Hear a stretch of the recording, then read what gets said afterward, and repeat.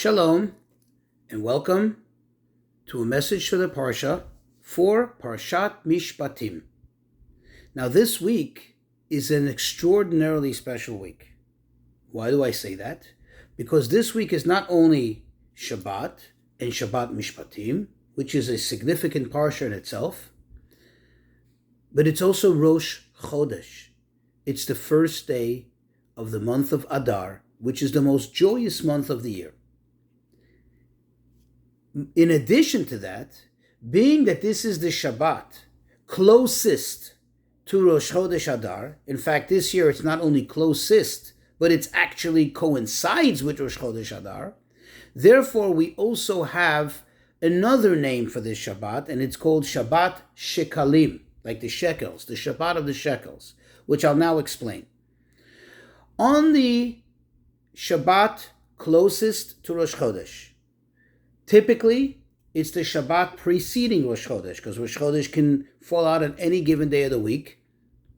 Rosh Chodesh is the first day of the month.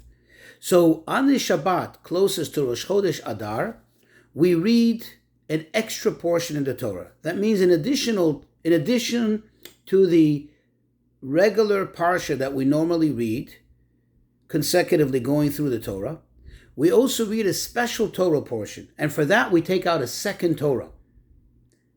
What is that Torah portion? That Torah portion is the mitzvah, the commandment, where Hashem tells us to give our shkalim, our half shekels, and we give them every year, annually.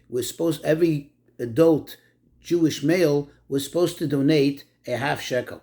And in fact, the mitzvah is so specific that it has to be a half a shekel, that the Torah actually tells us, Ha'ashir lo yarbeh v'hadal lo yamit. The rich man should not give more, nor shall the poor man give less. Everybody has to give exactly the same amount. And the reason why we read it on the Shabbat closest to Rosh Chodesh is because in the times of the Holy Temple, as the Talmud spells out, they would actually begin to announce, to broadcast, just like you see all the various advertisements when it comes close to a deadline, when it comes close to tax season, you start seeing tax advertisements, tax-related advertisements. So they would make announcement in all the communities and all the synagogues, beginning with Rosh Chodesh Adar, the first day of Adar, to remind everyone that the time for the annual collection has come, or it's about to come. When is that time? The fiscal year for these half shekels, that means for the communal funds, was actually on the 1st of Nisan, an actual month from today. And that explains why they would announce it. 30 days gives people time to prepare it, to donate it, to make sure that this is taken care of. Now, what were these monies used for? I said communal funds. Well, they were used for the communal offerings.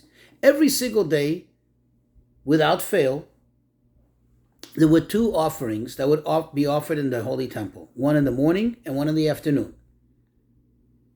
As a sidebar, we actually do the shacharit and mincha, the morning and afternoon prayer, to correspond to that, as we don't have the Bet HaMikdash.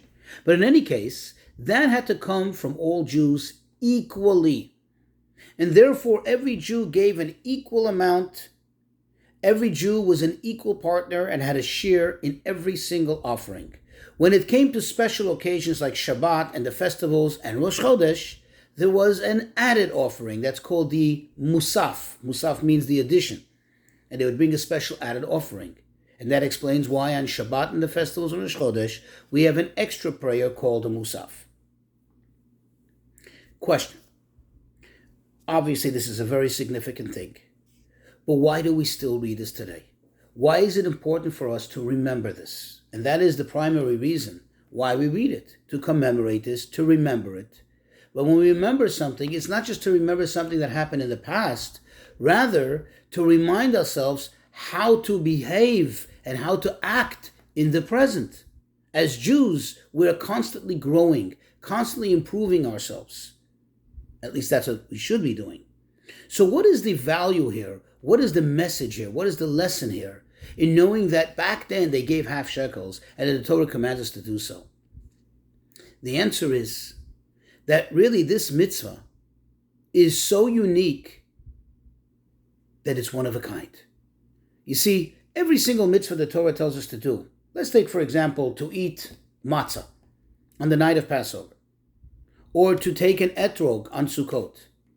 There is a minimum size, there's a minimum amount that one is required to do in order to have fulfilled the mitzvah, in order to have fulfilled their obligation.